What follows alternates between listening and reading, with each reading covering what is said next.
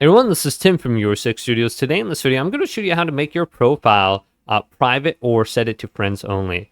So it says your community profile includes your profile summary, friends list, badges, Steam level, showcase, comments, and group membership. So if they go to your profile, for example, here's my profile, they're not going to see a whole lot if you set this to friends only or make it private. So what you want to do is go up to the top and then go to settings.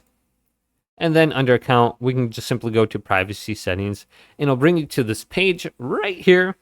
And we can go to my profile and we can set this to friends only or private.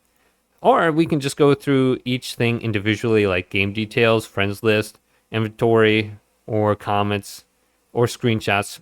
And we can go to those specifically and just make it restrictive. So look at this as an option. Hopefully this video did indeed help you out. Did leave a big thumbs up and subscribe my channel down below.